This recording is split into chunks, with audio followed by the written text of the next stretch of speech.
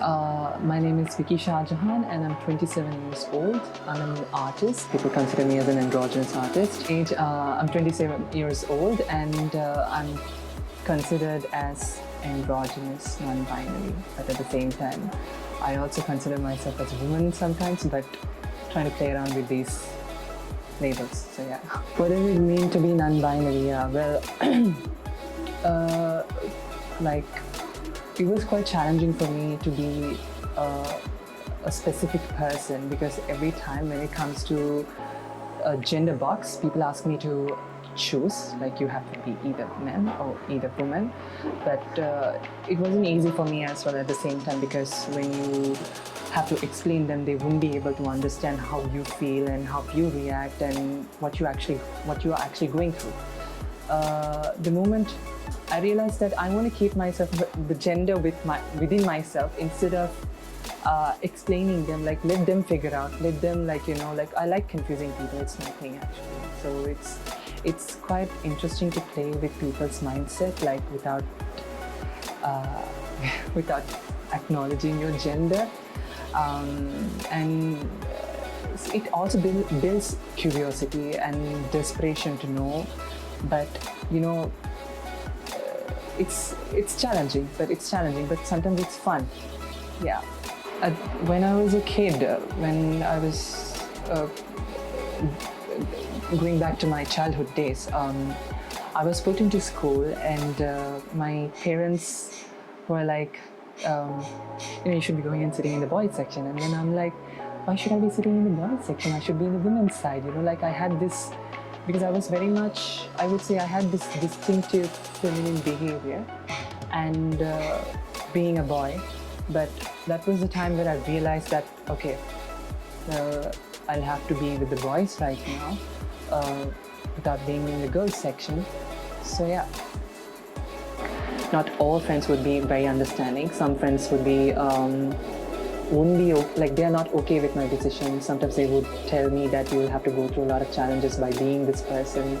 And some friends, they pamper me saying that you are doing the right thing and you have the right to live the way you want, and they make me feel that I belong in this community, and I feel like they don't make me any less.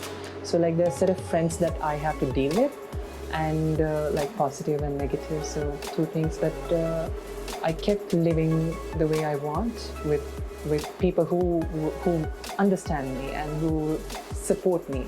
Yeah,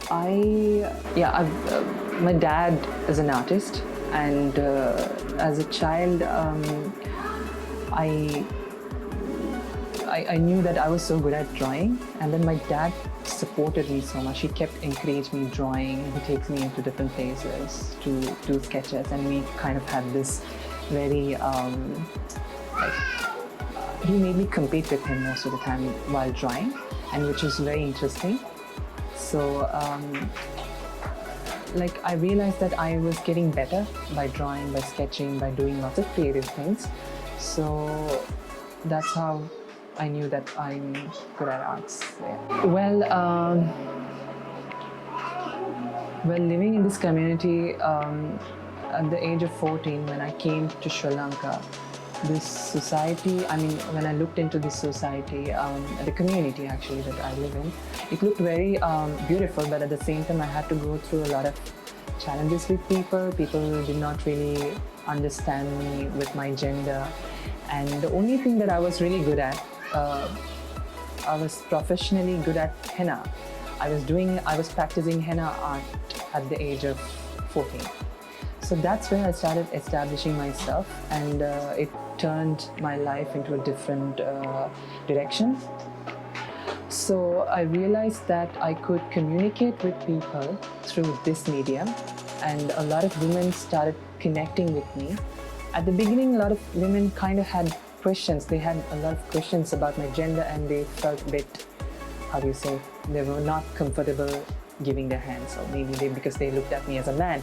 And then I realized that at that moment, where some women looked at my talent and they appreciated it, and they felt like, okay, fine, I could trust and give my hands to this person, and this person will do a good job. And later on, as I was getting better and better and better with henna, it made a very big difference in my life. At the same time, people got to know that I am very well known and I could do a really good job with henna, and I started getting lots of bridal orders. And then with henna, I wanted to do something very different, more rather than what others do, because it was all about decorating hands, adorning hands with floral patterns and making them look beautiful. But for me, I every single time when I start doing henna, I get to listen to their stories, what kind of challenges that they go through in their life, the pressure of a woman actually, what they actually go through. And I realized that I could bring a different meaning to this medium. I thought of sharing stories of women in our neighborhood using henna, and that made a really big difference there. Before coming out, lots of them had questions and they started judging me. They started like because they didn't know how to react towards somebody who is really different, and my difference made them question a lot, and the way how I chose to live made them create a lot of curiosity among them, because they were very curious why I had to live this way, why I have to dress a certain way, why I have to behave in a certain way. So these things really did it really shaped a lot in my life, and but somehow I dealt with that, proving that I could really do something better with arts. And that's how, I mean, my artistic personality made a very big difference in their lives, and that made them accepted me as a person, because they see as an artist, not as somebody different or somebody else. But right now, they're also training to accept people with different gender identity, because they realize that they are even talented. They might be. They matter. They matter actually. So yeah. Oh yeah, I've gone through. How would you react to it? I've gone through a lot, but I never take things too seriously, because sometimes I react in a sarcastic way. Probably if they're being too sarcastic about my gender, or if they start doing catcalling and all these things, I probably make them feel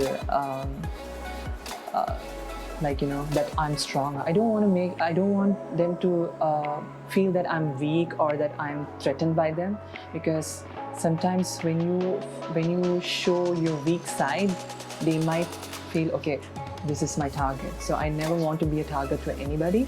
So the only thing that I thought that I could fight back is being who I am, and being this person with full of fun, energetic, and you should know how to tackle issues like that, being like in a very creative way. So I try to deal things in a very creative way, and that made my life a little easier actually. So I never had to equally fight, or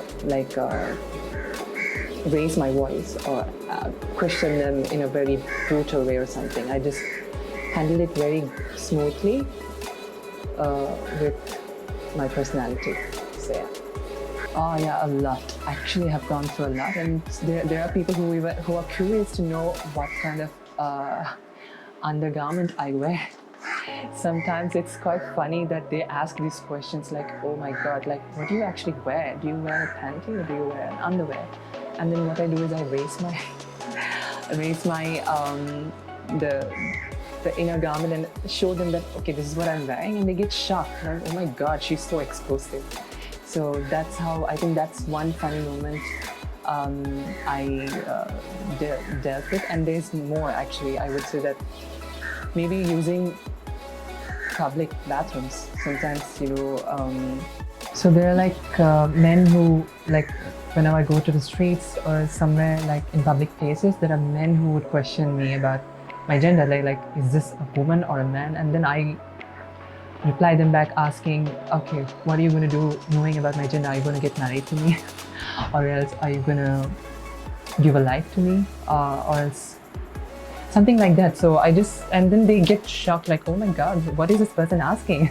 Like that. So even, yeah, when I was going to a wedding, actually, it's all male surrounded wedding. And everybody thought that I was a woman because I was wearing a jacket and I looked very androgynous with hair tie. And people were like curious. It's a wedding, it's a Muslim wedding actually. You know that it's a very conservative wedding. And I sat among my school friends. They were all boys, and I did not feel odd or I did not feel that nobody's going to look at me or something. But people, like, literally, the whole crowd was staring at me and they were like questioning, is that a woman?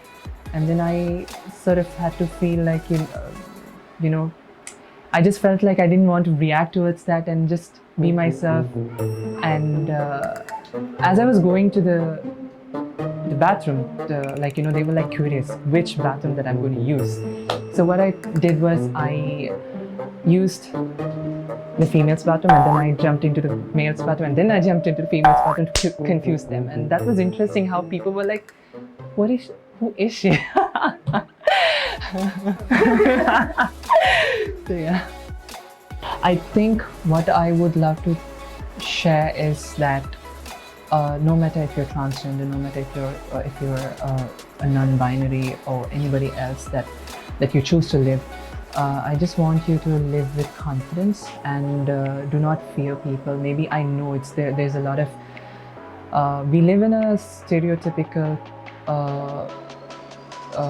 society where people would judge you and tell things about you right to your face, but you should never let that stop you for being who you are, because you have to be who you are instead of pretending somebody else, because you can't live a fake life for lifelong, because it's not gonna fulfill.